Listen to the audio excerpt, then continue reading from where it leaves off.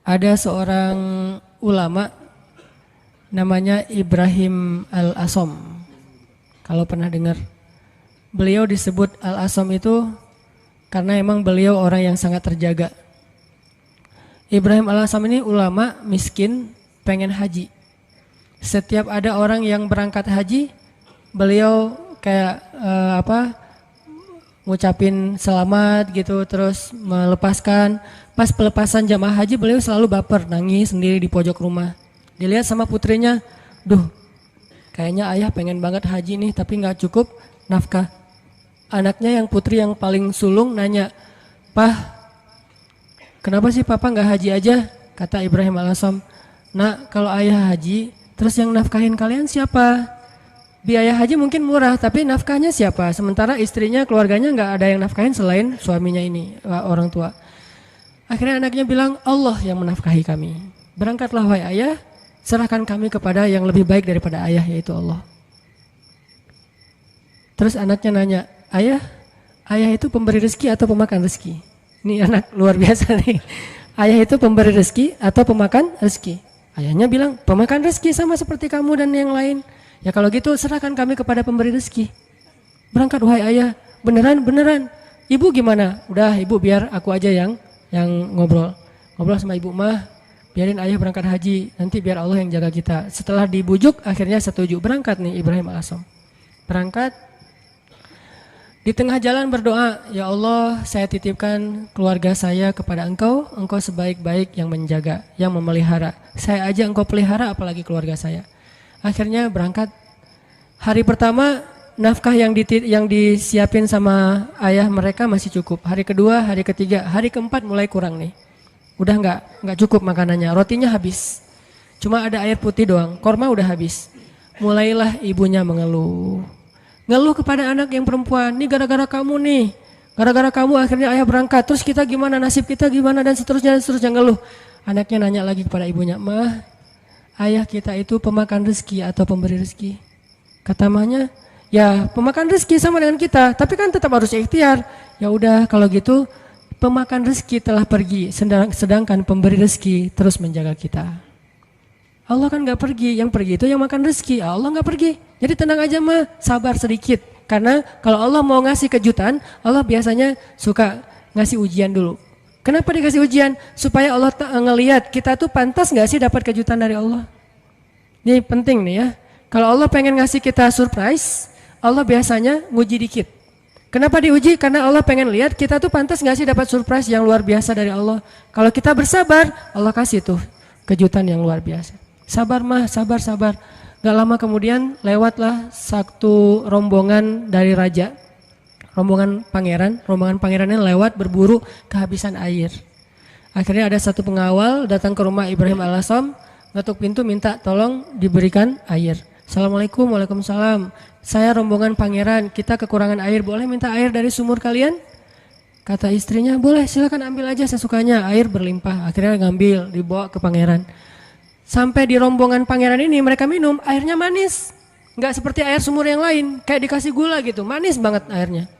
"Ini air kok manis?" Akhirnya pangerannya heran, "Nih kamu dapat dari sumur mana sih kok airnya kok rasanya manis dan segar gitu. Kayak es teh manis lah pokoknya ya, airnya manis, segar, habis makan warung Padang kan es teh." Akhirnya mereka balik ke rumah itu, tanya, "Ini rumah siapa?" "Ini rumah Ibrahim Al-Asom." "Oh Ibrahim Al-Asom selebgram itu gitu." Kan terkenal Ibrahim Al-Asom waktu itu jadi selebgram, semua orang tahu, tapi nggak tahu wajahnya, cuma tahu namanya, nama besar lah ya. "Oh Ibrahim Al-Asom ulama besar itu ahli tasawuf ya, seperti yang orang-orang sering ngomong-ngomong." "Oh kalau gitu kami merasa terhormat bisa minum air yang berkah dari rumahnya Ibrahim Al-Asom." "Wah ibu kemana?" "Ibrahim Al-Asom lagi berangkat haji." "Apa yang kalian butuhkan?" "Allah yang mencukupkan segala kebutuhan kami." Kan harga diri ya, nggak mau mengemis. Akhirnya pangeran ini ngomong ke semua menteri, "Keluarkan semua barang-barang berharga kalian, serahkan kepada keluarga Ibrahim Al-Asom sebagai bentuk terima kasih karena udah nolong kita ngasih air." Akhirnya mereka ngasih emas segala macam berpeti-peti gitu, taruh di rumah Ibrahim Al-Asom dan mereka melanjutkan perjalanan. Setelah mereka pergi, anak perempuan ini bilang lagi, "Mah, ayah itu pemakan rezeki atau pemberi rezeki?" "Wah, pemakan rezeki." Allah yang semangat sekarang. Mamanya udah semakin yakin. Ayahnya pulang, harta itu belum habis. Selama beberapa tahun mereka bisa makan tanpa harus bersusah payah. Nah ini artinya tingkat keyakinan kepada Allah itu setelah ikhtiar pastinya memberi kita kejutan-kejutan yang kita nggak pernah bisa ngebayangin. Nah dalam hidup kita kadang-kadang harus berani bertaruh karena Allah. Kan kita sering gambling karena manusia kan? Kita gambling ngutang ke satu perusahaan yang nanti bayarnya lebih mahal, lebih bertambah, kita ngutang 10 juta, bayarnya jadi 13 juta, kita gambling, ketutup lah, orang saya nanti untungnya sekian-sekian, gambling kan? Kenapa kita berani gambling kepada makhluk yang bahkan tidak ada niat baik untuk menolong kita, tetapi kita tidak berani gambling kepada Allah yang bahkan berjanji pasti akan menolong kita selama kita di jalannya. Kenapa nggak berani gambling kepada Allah? Nikah tunggu mapan dulu. Kenapa nggak gambling aja? Nikah nanti Allah mapankan. Bukankah janji Allah gitu? Kalau mereka fakir, kalau mereka fukoro, kalau mereka nggak punya makan, Allah yang akan memberi makan. Kan beres. Jadi datang ke calon mertua, Pak, saya pengen melamar anak Bapak. Udah punya kerja apa? Belum, Pak. Terus gimana memberi makan anak saya? Allah yang memberikan makanan. Dan ngomongnya jangan ragu-ragu, yakin. Allah Pak, Bapak mau saya sebutin hadis-hadisnya. Siapin aja buku hadisnya beberapa lembar ya. Silakan Bapak boleh dibaca-baca pas waktu senggang. Mungkin waktu itu nggak langsung diterima, hidayah orang kan bertahap ya. Waktu itu minimal dia udah ngerti dulu.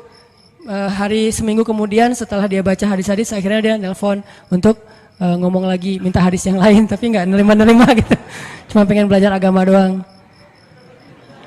Intinya teman-teman, yakin sama Allah, bukan nunggu mapan baru nikah. Nikah Allah mapankan. Nunggu punya bekal baru berangkat ke luar negeri ke Mesir. Berangkat dulu, nanti Allah kasih bekal. Toh itu yang sering saya jelasin, yang kalau di YouTube kan namanya tuh gimana saya berangkat ke Mesir nggak bawa bekal. Ikhtiar udah mentok, dan mentok-mentoknya cuma dapat $1.000. Udah mentok banget tuh.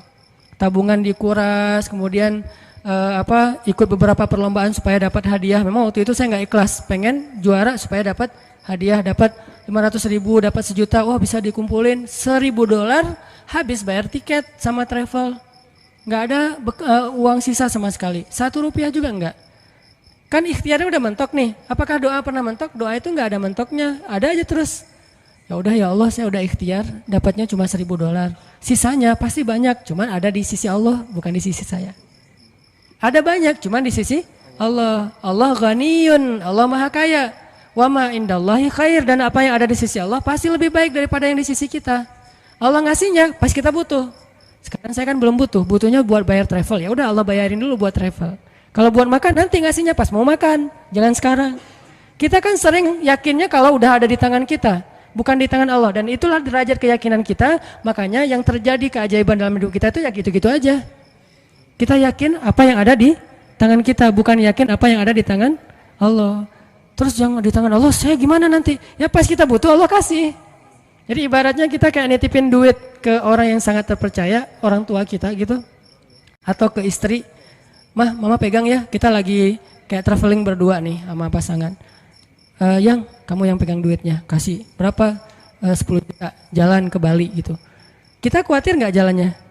Enggak, orang duitnya udah dipegang pasangan kita kan, dan kita percaya nggak mungkin dia duit itu dipakai sendiri, tiba-tiba dia beli gaun, beli apa, habis aja duitnya. Nggak mungkin, dia paham manajemen keuangan kita. Pas bayarin taksi, keluarin sama dia.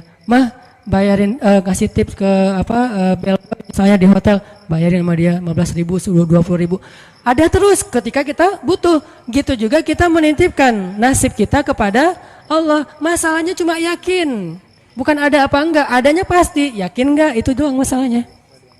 Sama kayak kita nitip ke pasangan tadi, ada duitnya, yakin enggak bahwa duit itu nanti akan dikasih pas kita butuh? Yakin. Berarti ke Allah juga harusnya kayak gitu. Bukan enggak ada duitnya, bukan enggak ada hartanya, bukan enggak ada kebaikan dan anugerah itu. Ada banget. Cuman yakin enggak kita Allah sebaik-baik yang memelihara? Berangkat ke Mesir, butuh makan, baru Allah kasih buat makan. Butuh bayar kos-kosan awalnya 3 bulan pertama, baru Allah kasih buat kos-kosan. Butuh, setiap butuh Allah kasih. Toh selama saya di Mesir, saya nggak pernah tuh ngerasa kurang dari kebutuhan saya, walaupun nggak megang lebih, tapi nggak pernah merasa kurang. Sama kan? Apa bedanya dengan orang yang megang lebih? Nih ya, ada 2 orang nih. Yang satu pegang duit banyak, tapi yang dibelanjakan segitu-gitu aja. Yang satu nggak pegang duit banyak, tapi yang dibelanjakan juga sama dengan yang pegang duit banyak. Bedanya apa? Cuman beda tenang doang ya. Yang satu tenang karena megang duit banyak, yang satu nggak tenang karena nggak megang duit kan? Cuma beda itu doang. Padahal yang dibelanjain sama. Kalau nggak punya duit nanti mau beli sesuatu yang mahal gimana? Ya berdoa aja minta yang mahal. Ya Allah, pengennya sih Alphard, duit nggak ada. Kita kan baru berani milih barang mahal kalau kita punya duit banyak kan? Kenapa nggak berdoa yang mahal walaupun kita nggak punya duit? Di situ belajar iman, belajar yakin sama Allah, belajar la ilaha illallah. Saya dulu pas mau beli rumah, memangnya saya punya duit? Yang saya juga cerita tuh, duitnya berapa? Cuma 30 juta. Rumah yang dicari 300 juta. Rumah yang didapat 700 juta. Coba gimana tuh? Logikanya nggak masuk, tapi yakin aja sama Allah, jalan aja tuh, jalan-jalan, azan asar. Allahu Akbar, Allahu Akbar. Allah Maha Besar. Masuk ke masjid, sholat. Nggak kepikiran juga habis sholat dapat rumah. Kalau kepikiran mungkin nggak dapat kan? Kepikirannya, Allah yang panggil. Nih bos manggil nih. Nggak boleh ditunda-tunda kan? Bos yang manggil, datang. Sholat, habis sholat ketemu jemaah. Ustadz lagi ngapain? Nggak, lagi jalan-jalan. Senyum-senyum malu gitu. Jalan-jalan kok jauh-jauh ke sini, daerah Cimahi pelosok gitu. Nggak, lagi nyari rumah pak. Kebetulan Ustadz saya juga lagi jual rumah 700 juta, ada yang minta saya nggak lepas. Senyum aja. 700 nggak dilepas, apalagi 300. Enggak pak, saya nyari-nyari yang kecil-kecil aja, yang 2 kamar buat saya sama anak. Oh, udah Ustadz lihat aja dulu, siapa tahu berubah pikiran. Enggak apa-apa, makasih gitu.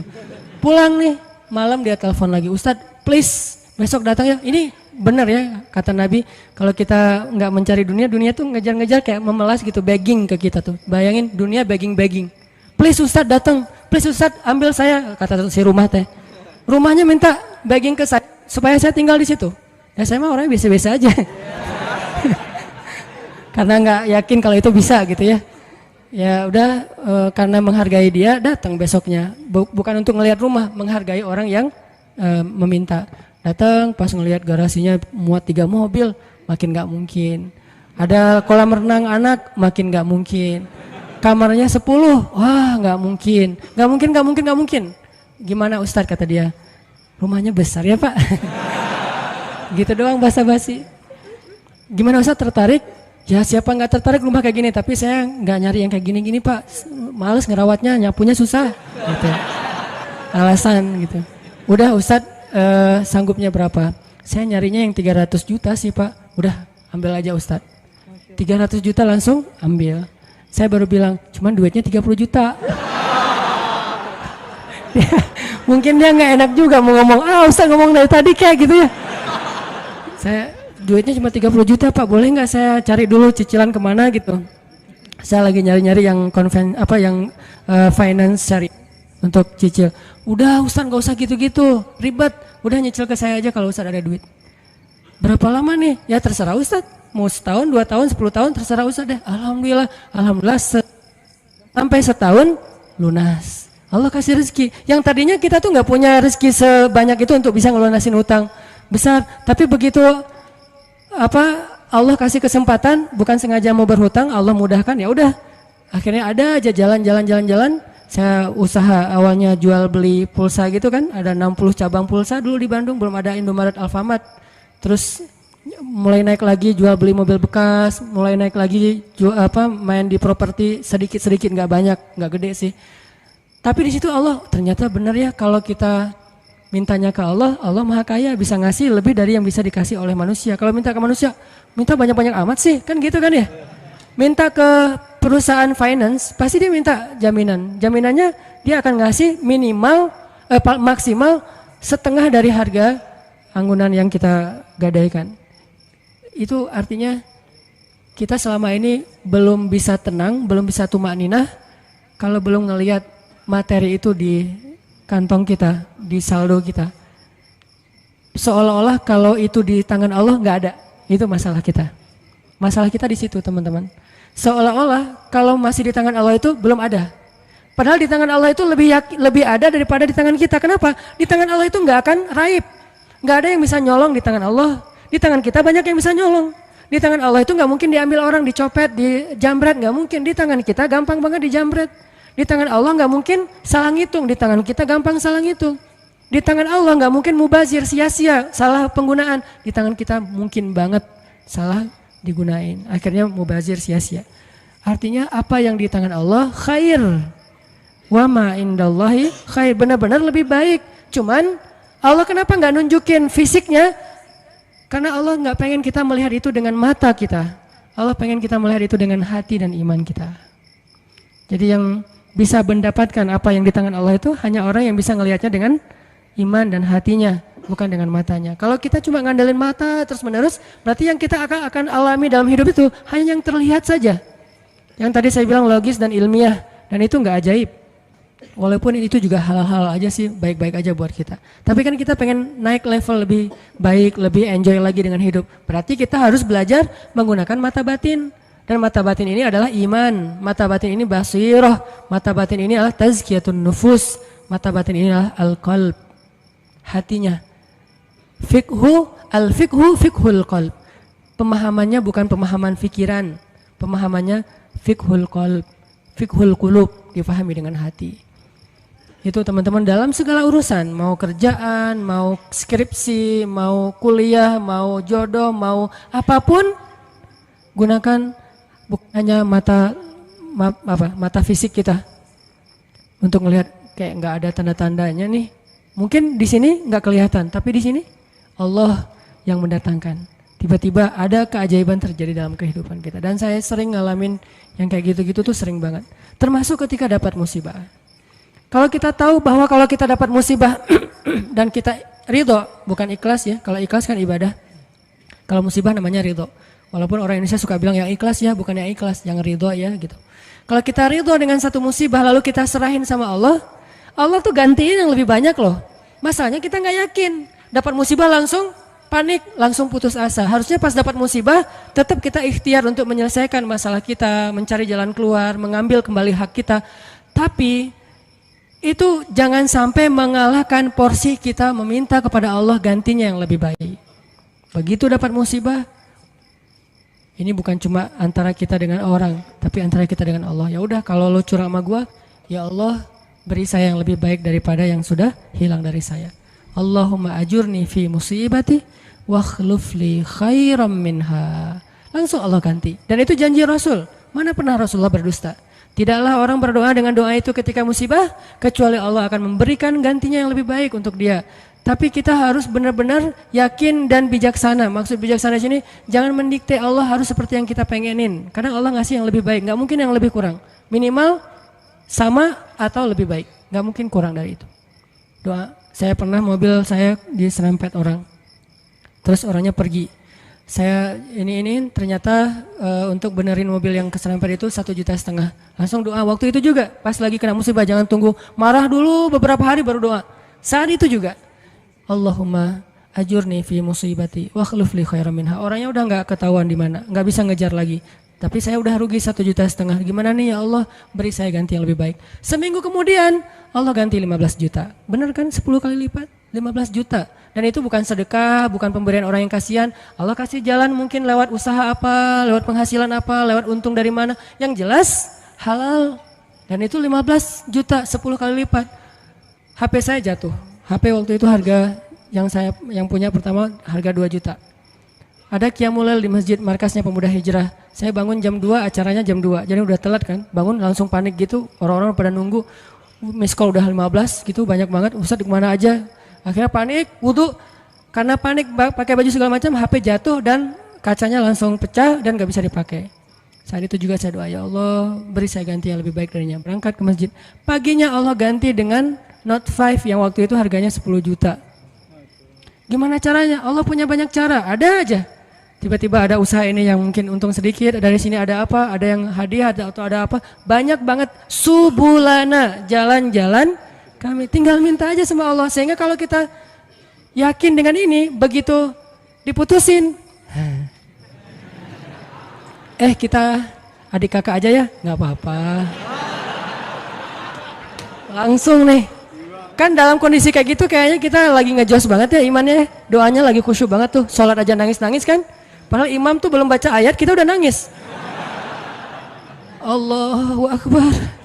Takbirnya aja khusyuk, coba subhanallah itu. Kalau lagi diputusin emang gitu banget sih sholatnya. Pernah nggak sih ngerasain? Nggak pernah ya. Pokoknya waktu yang paling enak berdoa itu lagi habis diputusin, habis rugi, pokoknya lagi banyak masalah tuh doanya enak banget tuh. Tilawah Al-Quran baru alif lam mim udah nangis. Belum juga ayatnya la uqsimu biyaumil qiyamah tentang al-haqqah, enggak, bukan ayat-ayat kiamat. Alif lam mim doang. Atau nun nangis, nun doang nangis. Satu huruf gitu ya. Jadi dalam kondisi yang lagi sangat lemah, itu kondisi sebetulnya spiritual kita lagi sangat kuat. Jadi secara fisik atau secara emosi kita lagi lemah-lemahnya, di saat yang sama berarti spiritual kita lagi kuat-kuatnya. Gunakan kesempatan itu. Biasanya kalau emosinya lagi stabil, lagi nyaman, spiritualnya lemah. Seringnya tuh kayak gitu kan. Lagi nggak ada masalah, lagi nyaman nih, semuanya kayaknya asik-asik aja. Kita doa juga Rabbana atina fid dunya hasanah. Ada yang lebih parah, ya Allah samain aja deh dengan yang sebelah gitu kan. Saking malesnya berdoa, doa sholat juga bacanya yang standar-standar aja, Al-Ikhlas. Karena cuma itu yang ikhlas, yang lain nggak ikhlas. Tapi begitu emosional kita lemah, di waktu yang sama spiritual kita langsung kuat. Entah kayak gimana, itu mungkin fitrah manusia ya. Asal emosionalnya lemah langsung kuat. Dan itu spontan kadang-kadang teman-teman. Saya dulu pernah tinggal di rumah kontrakan di sebelah,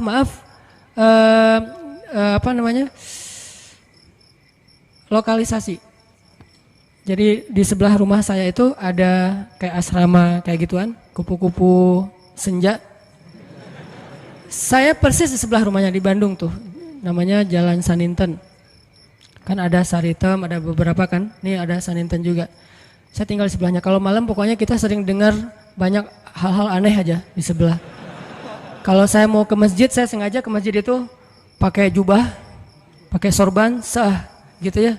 Terus janggut digini-giniin, padahal nggak panjang, tapi digini-giniin.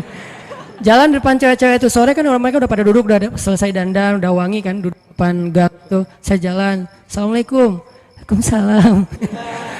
Lewat. Kadang-kadang kalau malam mereka nggak kenal saya lagi lewat pakai motor gitu, langsung disamperin, om gini. Saya tinggal di situ. Oh ya maaf om, saya balik panggilin. Suka dipanggil-panggil gitu. Orang saya tinggalnya di situ. Pas anak udah agak gede, saya khawatir anak jadi nggak sehat dengan lingkungan itu, baru pindah. Tadi mau cerita apa ya? Hah? Oh ya, spontan ya. Nah yang punya tempat itu pastinya nggak pernah sholat dan memang preman juga sih, badannya gede. Kalau dengan saya mungkin 4 kali saya lah, gede banget pokoknya, gede banget orangnya, tinggi besar dan nggak ada yang berani sama dia. Ada gempa waktu itu di Bandung, siang-siang gempa, dia lagi tidur di atas, biasa tidur pagi gitu, jam 10 pagi tidur. Pas gempa dia langsung loncat ke bawah, Allahu Akbar, Allahu Akbar. Saya kira ada demo apa gitu, dia takbir sendiri. Allahu Akbar, takbir, coba bayangin. Berarti kan spontanitas fitrah manusia itu ketika emosionalnya terganggu, spiritualnya naik kan. Dan itu kesempatan kita untuk kembali ke Allah banget tuh. Karena untuk dapetin spiritual yang sengejos itu, kalau normal susah, kita harus benar-benar ikhtiar. Tapi kalau lagi emosional kita drop, di sisi yang lain, sisi baiknya Allah langsung naikin spiritual kita. Tapi kalau kita abaikan, dua-duanya drop, habis kita. Jangan abaikan. Dia langsung takbir, Allahu Akbar, Allahu Akbar. Saya gempa, keluar semuanya dari rumah, takut runtuh. Pas udah beres gempa, ketawa-ketawa lagi gitu pada ngobrol. Itu terjadi. Dan keluarga saya juga ada yang kejadian pas tsunami dulu di Aceh, kan saya dari Aceh. Tsunami di Aceh itu ada keluarga saya. Dia nggak sholat subuh. Pagi itu hari Ahad kan, tanggal 26 Desember 2014. 2014 mah diputusin sih. Enggak lah, udah lama. 2004 gitu ya. Nah, hari itu ada salah satu keluarga saya, dia nggak sholat subuh. Biasa, bukan waktu itu doang nggak sholat subuh, biasa dia nggak sholat subuh. Gempanya kalau nggak salah jam 9 apa jam 8, sejam kemudian tsunami. Pas tsunami dia tuh lari hilang, padahal orangnya itu sering berantem, pokoknya jagernya di kampung lah, sering berantem sama orang-orang di terminal. Tapi begitu tsunami dia lari duluan. Adiknya malah ikut lari sama dia, ditarik sama dia lari. Pas udah tengah jalan, ingat balik lagi ke rumah karena dia ingat ibu sama kakaknya ketinggalan. Dia pengen nyelamatin ibunya. Kenapa yang satu lari terbirit-birit hilang, yang satu lagi balik? Karena yang satu itu ngerasa banyak dosa. Kalau saya mati hari ini, habis saya nanti di akhirat nih. Dia nggak berani mati. Daripada saya mati tapi belum sholat subuh, lari dia tuh. Yang tadi sholat subuh balik lagi. Nah ini jujurnya ketika spiritual berbicara kan. Mungkin kalau spiritual kita nggak bicara, kita akan sombong ngerasa apaan sih akhirat, apaan sih tauhid, apaan sih agama, apaan. Tapi begitu ada masalah yang pertama kita sebut siapa selain ibu kita? Allah. Minimal oh my God, dan itu bentuk dari fitrah manusia bahwa dia masih mengakui Tuhan. Tinggal masalah Tuhan yang mana nih kan itu ya. Tapi masih mengakui Tuhan. Ketika fitrah dan spiritual kita bicara, harusnya kita dengar dan itulah ucapan yang paling benar. Kalau yang bicara itu emosi kita, belum tentu benar, dia subjektif. Tapi kalau yang ngomong itu fitrah, itu benar banget tuh. Sehingga teman-teman gunakan kesempatan pas lagi dapat musibah, ya Allah, angkat kedua tangan kita, doa kepada Allah, mulai dengan memuji Allah, kemudian salawat kepada Rasulullah, minta yang setinggi-tingginya nggak masalah, karena kalau Allah nggak ngasih di dunia kayak gitu, Allah kasih kayak gitu di akhirat, bahkan lebih baik dari itu. Apa sih ruginya kita minta, ya Allah, beri saya Ferrari. Ini yang nggak tahu diri nih, mintanya Ferrari gitu. Tapi kan minta ke Allah nggak masalah, dan kita yakin kalau nggak dikasih Ferrari di dunia, minimal dikasih Ferrari di akhirat. Bangkit dari kubur, ada Ferrari. Halusinasi, ternyata dia belum meninggal, mimpi gitu. Bangkit dari kubur, datang kendaraan nih. Dan benar-benar kan di akhirat ada kendaraan kan. Cuman bahasa hadisnya kendaraan dari cahaya, kendaraan dari amal soleh. Tapi bahasanya kendaraan. Dan kita akan mengendarai kendaraan itu untuk bisa ngelakuin touring sepanjang Padang Mahsyar. Padang Mahsyar tuh touringnya capek banget loh. Itu touring paling heboh tuh. Di mana pusat Padang Mahsyar teman-teman? Palestina. Hari ketika manusia disidang, dibangkitkan, spot bangkitnya, meeting pointnya, itu Palestina. Makanya di dalam Al-Quran Allah menyebutkan Palestina itu dengan istilah Yauma yunadil munadi mim makanin qarib. Hari ketika malaikat memanggil manusia dari tempat yang dekat. Semua ulama tafsir sepakat tempat yang dekat itu artinya Palestina, Al-Quds. Siapa yang meninggalnya di Palestina itu sebuah kebaikan yang luar biasa karena nanti dia akan bangkit lebih dulu dan akan dimudahkan hisapnya. Itulah keutamaan salah satunya meninggal di Palestina walaupun gak semuanya punya nasib yang sama. Tapi setidaknya manusia bangkit. Terus dari sini ke Palestina ngapain? Gimana jalannya? Mau jalan kaki? Dari Bekasi ke sini aja tadi berapa jam jalan kaki kan? Apalagi dari Sunda Kelapa ke Palestina, itu jauh banget loh. Jalan kaki itu bisa bertahun-tahun sampai ke Palestina. Dan itu bumi yang sekarang, sedangkan Padang Mahsyar ribuan kali lipat lebih besar daripada bumi sekarang. Dan bumi Padang Mahsyar itu belum ada sekarang. Nanti Allah jadikan lagi setelah kita bangkit. Karena Allah berfirman di akhir surat Ibrahim, Yauma tubaddalul ardu ghairal ardi was samawat. Hari ketika ard itu bahasa Arab jadi bahasa Inggris, earth. Itu bahasa Arab. Yauma tubaddalul ard ghairal ard was samawat. Hari ketika bumi yang lama diganti dengan bumi yang baru. Bumi yang lama namanya bumi yang sekarang, dunia, ardud dunia. Bumi yang baru namanya ardul mahsyar, padang mahsyar. Ukurannya miliaran kali lebih besar daripada bumi yang sekarang. Karena semua planet, bintang-bintang itu disatuin jadi satu bumi. Dan matahari cuma jadi satu dan dekat banget. Dan artinya jarak kita ke Palestina aja udah miliaran kali lebih jauh dari sekarang. Kalau nggak punya kendaraan terus mau jalan kaki kapan sampainya. Itulah kenapa ada orang di Padang Mahsyar ribuan tahun nggak beres-beres. Kenapa? Jalan doang dari ribuan tahun belum disidang. Harus ke Palestina. Sampai di sana sidangnya juga lama. Belum lagi ngelewatin sirat. Sirat itu panjangnya dari bumi ke langit. Dan langit terjauh yang pernah ditemukan oleh sains berapa miliaran tahun perjalanan cahaya kan, bukan jalan kaki. Kalau nggak punya kendaraan gimana sampainya ke surga? Jadi untuk bisa sampai ke surga aja teman-teman, nggak ada kendaraan, itu mungkin menghabiskan usia kita miliaran tahun loh, belum sampai ke surga. Terus gimana dong Ustadz? Kita harus punya banyak kendaraan dan kebaikan. Karena cuma itu yang bisa memudahkan perjalanan kita. Itu touring panjang banget. Jadi minta, ya Allah yang kecepatannya berapa ribu kekuatan kuda misalnya, Ferrari. Gimana cara dapetin Ferrari itu? Doa terus menerus. Kalau nggak dikasih di dunia, yakin dikasih di akhirat. Kalau saya mah mending milihnya di dunia mah yang biasa-biasa aja, di akhirat yang luar biasa. Kenapa? Yang biasa-biasa juga di dunia udah cukup buat kita. Tapi yang luar biasa di akhirat itu emang kita butuhin banget. Ya Allah, matanya besar, hidungnya mancung, alisnya bertaut. Jadi alisnya tuh nggak ada pemisah, nyatu gitu. Alisnya bertaut. Kalau perlu ditato gitu ya, alisnya biar lurus. Alisnya bertaut ya Allah, atau kayak pedang gitu. Pedang ali bercabang. Tingginya sekian ya Allah, kulitnya putih Korea lah. Minta yang sebaik mungkin. Nanti kalau nggak dikasih jodoh kita kayak gitu di dunia, maka jodoh kita yang di dunia itu nanti akan Allah perindah di akhirat. Dan saya sering cerita, di surga itu nggak ada jomblo. Jadi nggak usah khawatir. Tetap ada wedding lah di surga. Dan WO-nya itu para malaikat banget. Malaikat yang nyiapin segala macam, kita dirias sama malaikat. Nang sini nang, dirias sama malaikat. Malaikatnya tuh yang bagian rias yang keren-keren gitu, dirias udah secantik-cantiknya, rambutnya nggak kusut lagi selama-lamanya, nggak ada cerita aduh keringetan ya, aduh AC-nya mati ya, ternyata ini apa segala macam, nggak ada tuh di surga. Selalu bahagia. Baitun, rumah yang tidak ada teriakan dan tidak ada keluhan itu cuma ada di surga. Di rumah tangga di dunia tetap ada. Gimana pun soleh keluarga Nabi, Aisyah kadang-kadang mengeluh manusiawi, tapi di surga nggak ada.